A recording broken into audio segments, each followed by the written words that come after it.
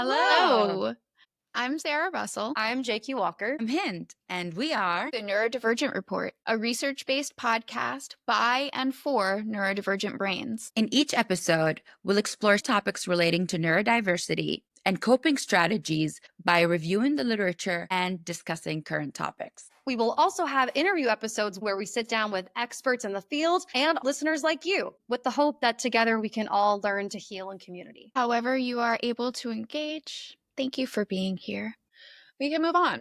I have so many tabs open. This is unrealistic. Hello, I'm Sarah Russell, and I'm the host of the Neurodivergent Report. And I am JQ Walker, co-host of the Neurodivergent Report. If you're watching the video version, you might be thinking, who is this other lovely person? This is a research episode, not an interview. What's going on? And to that, I will say, this is Hind. And Hind, you want to take it away? Explain who you are and Gorgeous Thank new you. soul. You're a Yes. natural. Just wanted to let you know. That's amazing. I am a medical graduate and I have an interest in research and mental health advocacy. I'm really excited to begin this journey with you girls because this has always been a dream of mine to just spread mental health awareness. And I'm doing it with the right people. Yeah. Yes. So Hind, just like for more background, Hind has been working behind the scenes, basically pulling all the research that we've been using. So she's already been a part of the Neurodivergent Report. And also now, and like the three of us have been fast friends. So grateful to work with these ladies every day. And now we're so blessed that Hind wants to be front facing and you guys get to witness her magic as well. So Thanks. Yeah. Okay, so I am so glad that you are here today because actually, what we're talking about is sort of right up your academic alley. So, you are going to be going into residency to be a psychiatrist, to be determined on where, but like that will be happening. And today's episode is going to really be unpacking what are mental health symptoms? Basically, to help orient this conversation, we're going to start by talking about the DSM. And I'm going to let the expert sort of take it away. So, Hind, what is the DSM? It's the Diagnostic and Statistic Manual. It's made to be a guide for clinicians to navigate the symptoms that is interfering with the person's life and has been persistent for enough time to be a problem. So it's started after World War II. Trying to help veterans. I was reading about the history, preparing for this, and a lot of things happened after World War II, like innovations. How we do things today is very much impacted by that whole decade. Yeah. And we really don't even see it. Right. And so they've been trying, obviously, to stay up to date, be culturally inclusive, and do their best. And I think in the definition itself, it's supposed to be a guide. I remember one of my mentors saying that you should use it as a guide, but as a clinician, you need to start looking at research, meta-analyses, and critically thinking and drawing your own conclusions. So it should be used as a guide. And physicians everywhere are aware that there are some things that the DSM cannot tackle, especially culturally specific things. So it's a guide about a collection of symptoms which are persistent enough to cause a dysfunction. Yeah, I think the three of us at some point recently were talking about, or I think it was Sarah, maybe, like about hand flapping. And just because someone doesn't do specifically hand flapping, that doesn't mean that you don't stim at all. And then Yeah. also specifically with cultural stuff, we were just talking about this before with that study that you referenced about like parents versus teachers' responses to their children. Do you mind just like explaining that? Of course. I found this literally a few hours before this episode, and I was really excited to find it. One of the reasons they are presuming that there is a misdiagnosis or underdiagnosis of minorities is the reporting itself, the way that the questions are being asked. Like the one for depression, the mood question, which I ask all the time, have you had for the last 2 weeks, most of the day, low mood? Non-Hispanic white patients would be able to resonate with that. They mentioned that other groups actually don't. And the way they would like to describe the low mood is through feeling blue or feeling sad. That definition that we used is not really resonating with them. Another thing is that was really interesting, other than the fact that when it comes to children, parents have a different perspective than teachers. And it could be because the way they act at home is different than the way they act in school. It doesn't cancel out the diagnosis, but unfortunately, in part of the DSM says you have to be like this in two different settings. Tell me. When my son went through his ADHD diagnosis, my parent report form had a lot more behavior symptoms on it than his t-shirt was reporting. I know that's how kids are. But apparently there are some clinicians out there who don't know that's how kids are, which is wild to me. One point that I think is really important, which is in the questionnaires, actually, the areas that the parents find troublesome is completely different than what the clinician finds troublesome, especially in minority. So, yeah. Ultimately, the DSM is a guidebook for doctors to use to help inform how they treat their patients, what treatment methods are available to their patients, what sort of symptom management is available. It's not meant to be a book of reasons why you're broken. It's not meant to be boxes, ways to box broken people away and forget about them. It's just meant to organize the patterns of suffering and Yes. behavior. To also the physician to be able to take what's written and make it culturally appropriate and resonate with the person in front of them. So the mood symptom that I mentioned, being low mood most of the day for 2 weeks, you don't have to say it exactly like that. You have to adjust, adapt according to the situation to be able to deliver the message so you get the right answer. So that's also something that is important. Yeah. So also it's important to note that symptoms in themselves are not disorders. A disorder is when there are symptoms that are persistent and pervasive that interfere with daily life.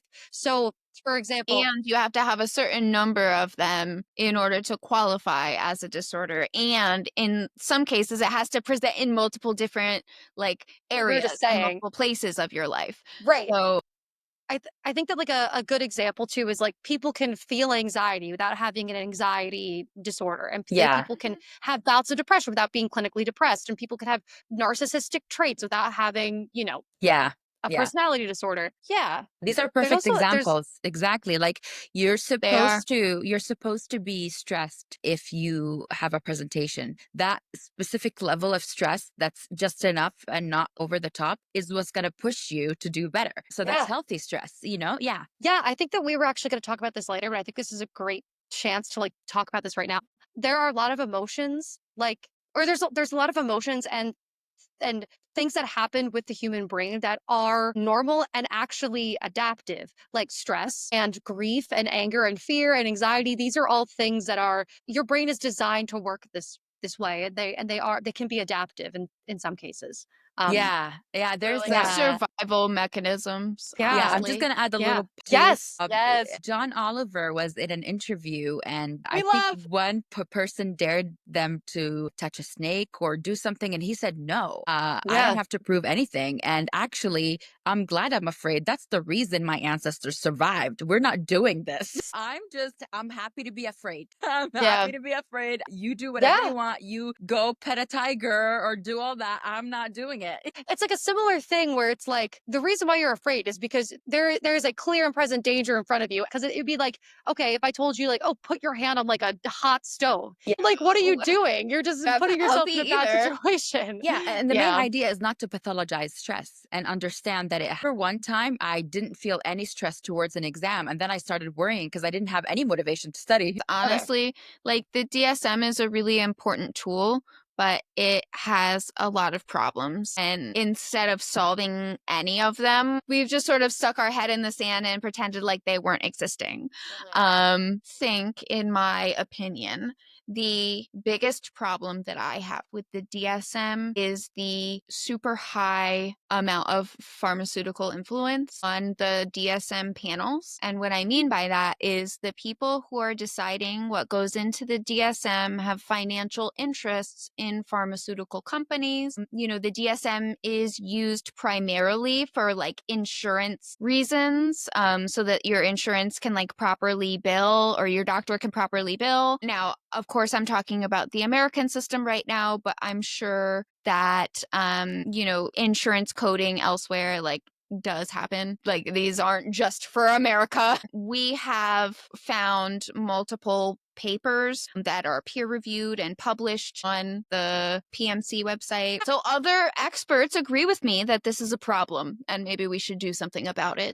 So yeah, the paper is called Undisclosed Financial Conflicts of Interest in Cross-Sectional Analysis, and this was published in January of 2024. So if you haven't heard of it by now, that's probably for a reason. So yeah, I mean, it's open access paper, so you can definitely go and read this for yourself. But the bottom line is that 60% of the people who write the DSM received payments from the pharmaceutical industry, collecting a total of like $14 million. So basically, the final paragraph of this paper says that more than a decade ago, the year before the DSM-5 was published, recommendations were made on how to prevent conflicts of interest with the next edition. And those recommendations were ignored. They end the paper by saying, given our present findings, these recommendations are even more pressing 10 years later as researchers, clinicians, policymakers, and leaders in evidence-based medicine have argued. The writers of this manual should be free of financial relationships with the industry, especially those who are responsible for such an influential manual on psychiatric taxonomy. So basically that means like they get to decide who gets locked up and who doesn't, who gets pathologized and who doesn't, what symptoms and what behaviors are problematic. This is a public health issue also, and to be so flippant with like who is allowed to make these decisions, there's no accountability. There's no accountability. I'm trying to underscore the importance of this because I have a perfect example. this is purely up to the people that we are trusting to make the judgment calls of what is Yeah, considered a we've disorder or not. given like the experts the job of doing this thing. Yes, and now they're being clearly influenced, and on top of it, small changes to symptom definitions, such as like ADHD and DSM-5 allowing symptoms before age 12 instead of age 7, that can dramatically change who's getting diagnosed. Something like such a small change like that can really impact who's getting diagnosed. They change the trajectory of that person's life, you know? It's really, really important. And also another thing that bothers me is not only how the diagnosis is made, I also hate how mental health is used against the person and specifically vulnerable groups. Again, pop culture reference. Britney Spears' bipolar disorder was used against her. And actually they put it as dementia. Wendy Williams is currently locked up because her bank put her under a conservatorship for her Graves' disease, which is a thyroid issue, not even really a mental health issue. I really need to give this example as well because in the late 60s, a lot of African Americans, especially those who were activists, were diagnosed as schizophrenics and then removed from society. And so it's extremely problematic to allow any kind of corruption into something so important. And that's all I'm going to say, I think, on that paper. That stands on its own. If you want to find it, we're going to link it. It's really not that long. Yeah. And it has graphs. Yeah, that's the best That's for part. fun. Guys, come on down They're for the easy to graphs. understand. Yeah, there's like a flow chart in here. It's brilliant. Okay, so I'm going to close this paper because it's getting me tears. So I'll also link this PDF as well because what you just were referencing is sort of like a, oh my God, it's a 20-page document from the American Psychiatric Association explaining what changed from the DSM-4 to the DSM-5. And, you know, a lot of things, honestly.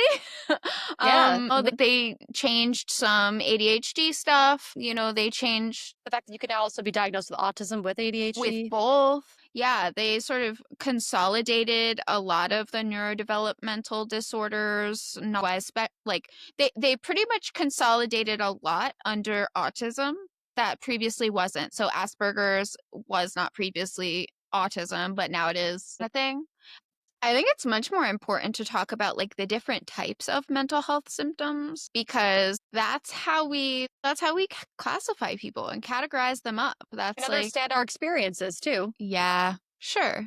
A quote too that I see here that we have written down from Dr. Lucy Johnstone is rather than asking what's wrong with you, we should be asking what happened to you. And I think that that definitely helps with therapy, but also I mean some of these things too are things that you're born with a brain that's like this. So I would amend that quote by being like asking what's happening to you, but asking like who are you? Like what are you experiencing instead of like What's what's your wrong with you? story? Yeah. I was taking a parenting workshop recently, and the lady was talking about understanding their feelings is like understanding their story. So, this, like understanding your own symptoms, is like understanding your story. And so, you can't skip it, you can't oversimplify it. We're definitely not going to get it perfectly right either, but we're going to do our fucking best. Our best. Yeah, like what are the different types of symptoms? Like, we've got mood symptoms. But what's difficult about something like eating disorders is that they also are anxiety-based disorders. So I almost like This isn't perfect. I thought it was classified as an anxiety-based disorder.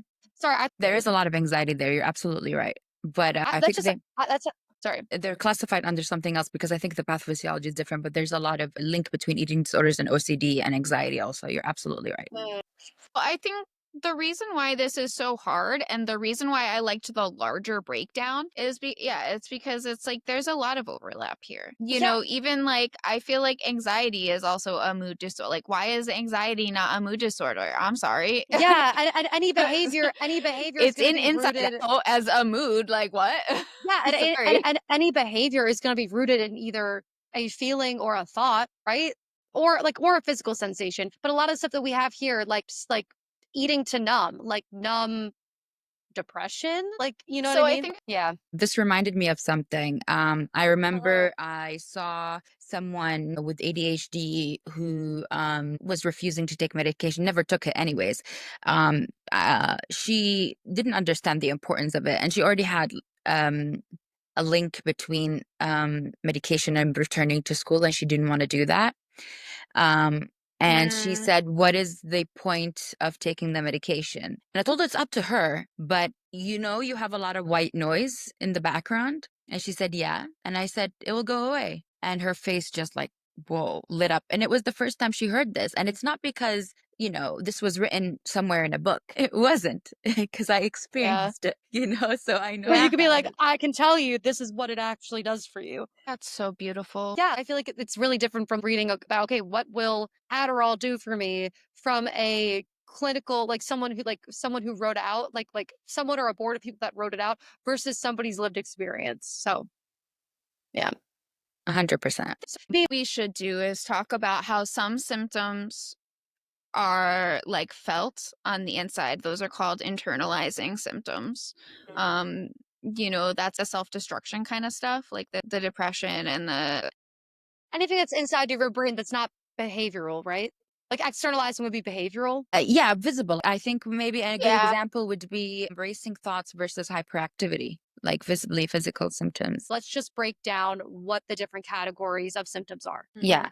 So we'll start with, mood disorders. That includes, depression, bipolar. There's also cyclothymia, which is persistent low mood, but doesn't fulfill the criteria for a major depressive episode, and seasonal affective disorder, or ironically sad.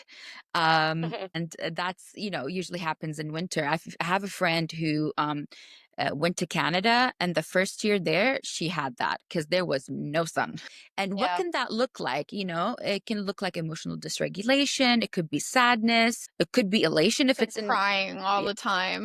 or no crying at all. That's the thing. At all. It could be constant feeling of numbness and pain, just feeling constant pain and not feeling anything else. And that might be difficult to interpret. And so you might say, I don't feel sad. Actually, I wish I could feel sad.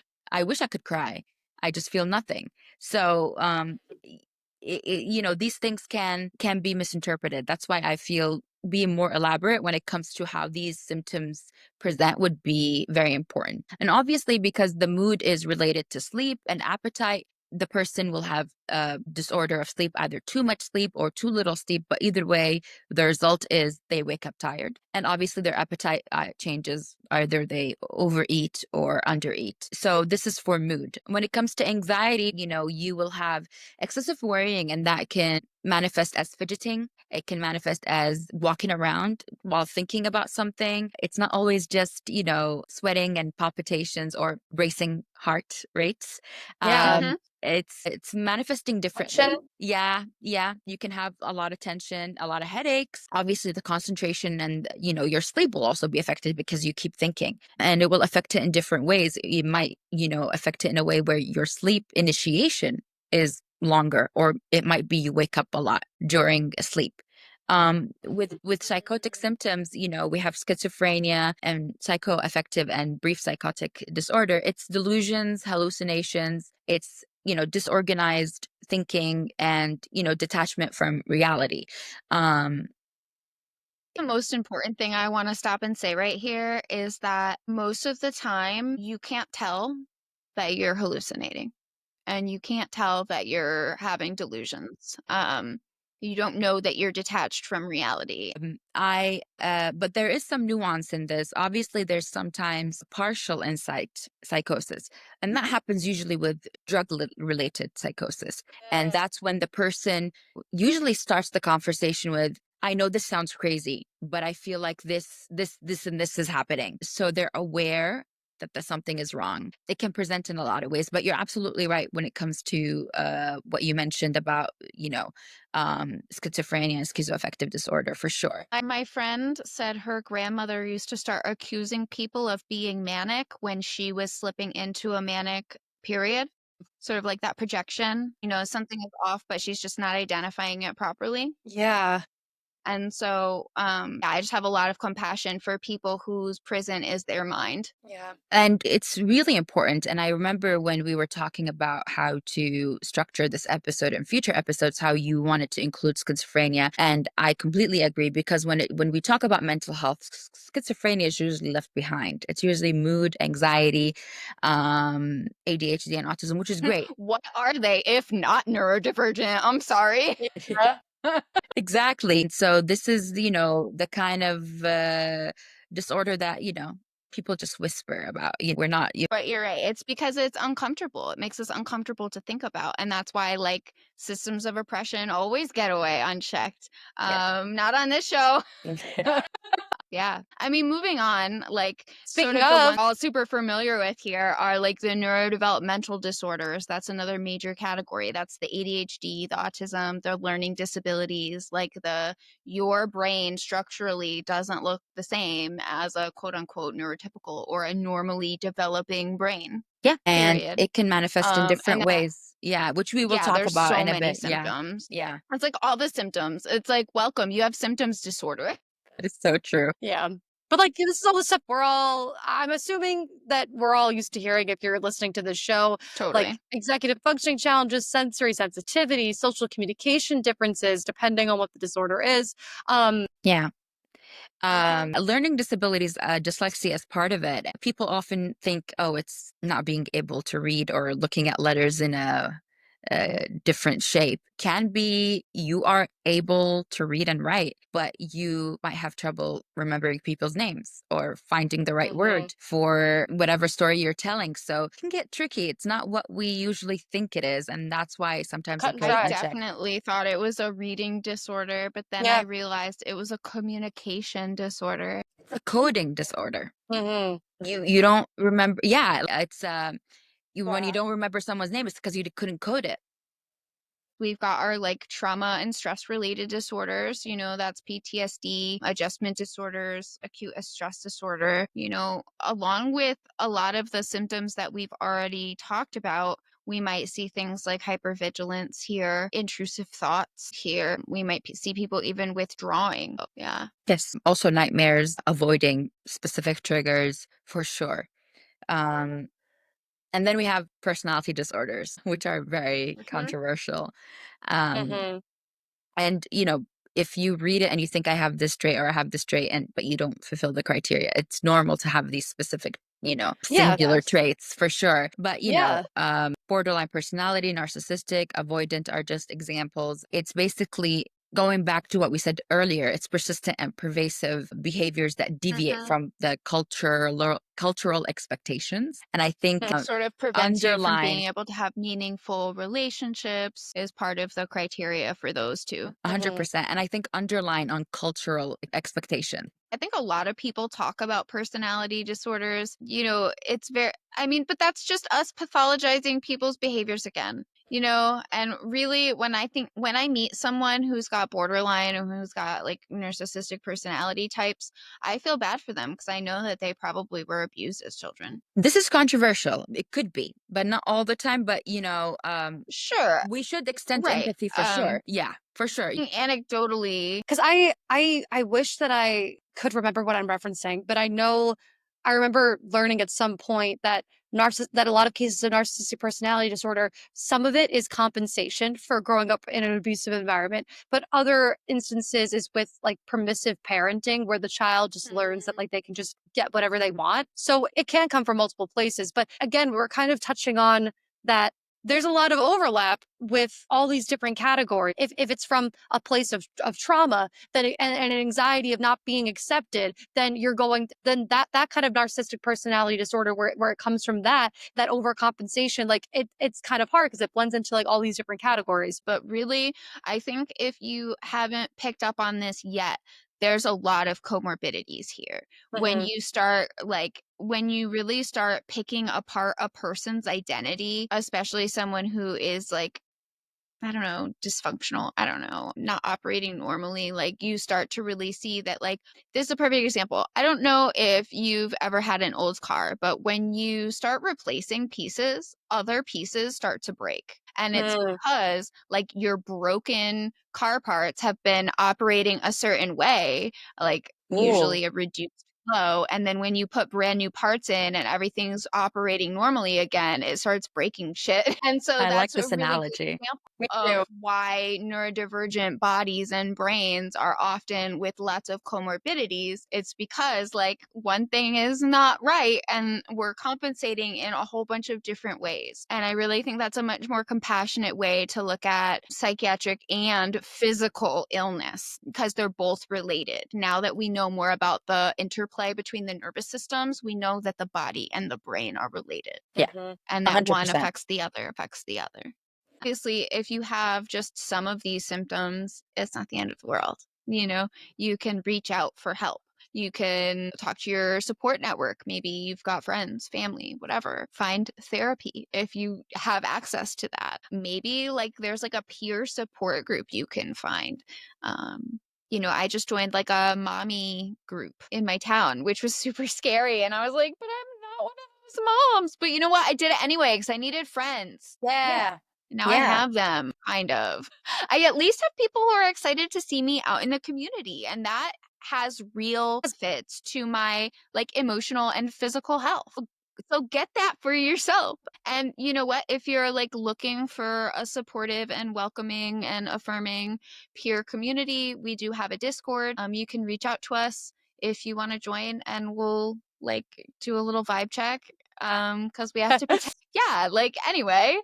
Protect our community. I think community Yeah, is you have really, really to. important for sure. And Yeah. obviously, I'm sure all of you have the same feeling, which is we're saying go get help with underline like red lines because we know that this is a privilege. And unfortunately, not a lot of people have that access. And so even saying that there's a sense of grief because we know that excludes a lot of people. And we're just saying that we see you and we're trying to change it. Hopefully public health professionals, advocates, people who speak up because it's easy to say go get therapy, but it's actually harder to do. Yeah. Yeah. So hard. Like to what you're saying, and then to kind of add another point, it's like it's hard on the level of actual financial access, on actual Yes. time That's what I access, meant. but Yeah. then also, yeah, but then I know that's what you were saying. Then on top of it too, like being able to get yourself to go to therapy, Oh yeah. like that is also another hurdle that a lot of people face. Like depending on like social and cultural Ready, influences or the willing, and thing. able. Yes, yes. So yeah. Mm-hmm. We've Yeah. got a long way to go, but at Yeah. least I feel like we're on the right track. I hope so. Definitely. hope I mean, so. so many resources online. Like, there's self-assessment tools that are validated and reliable. CHAD is a great organization for ADHD information. Embrace Autism is a great organization for autism information. And then I'm sure that there are other specific ones for every freaking spicy brain out there. But really, at the core of it is that, like, we're all humans that just want to thrive. Yeah, not just I live, think that we you can know. only do that Yeah. when all of us are doing that. Yeah. It sometimes feels that the world is stripped from its colors or even becomes very muted. And you have the right to not only see color, but see it vividly and experience life. It might be really hard for people to think that. I remember, one person telling me, have one thing you look forward to do every day. And I thought, that's a lot.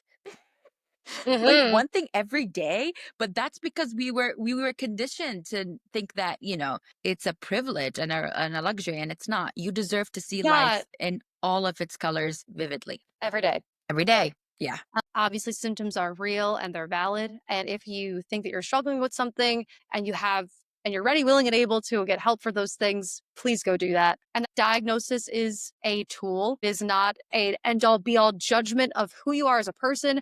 And it is not your whole identity. There's like a little bit of identity reorientation involved. Yes. Okay. Definitely like a whole reconstruction of who you are as a person if you Yes. want to. Yes. But not everybody even feels the need to do that because they already have like marginalized labels of another flavor. And so, anyway, I love identity politics.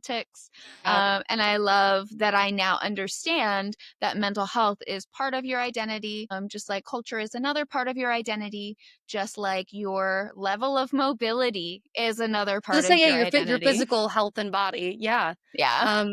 Yeah. Yeah, it's not like the flu. Anything that's chronic is part of your life, whether you have diabetes, hypertension, or depression. That's all, folks. That's all, folks. Thanks for joining us. Thank you for listening. This has been the Neurodivergent Report. Thanks for being here. If you want to connect with the Neurodivergent Report, you can find us at ND Report Pod on Instagram, Threads, TikTok, YouTube, Blue Sky, Substack, etc. If you're looking to support the show, the best thing you can do is subscribe and leave us a 5-star review. Please do that. And hey, if you want to check out more about us, visit our website at ndreportpod.com. And you can also go there if you want to be a guest contributor on the show. Until next time, be well, do good.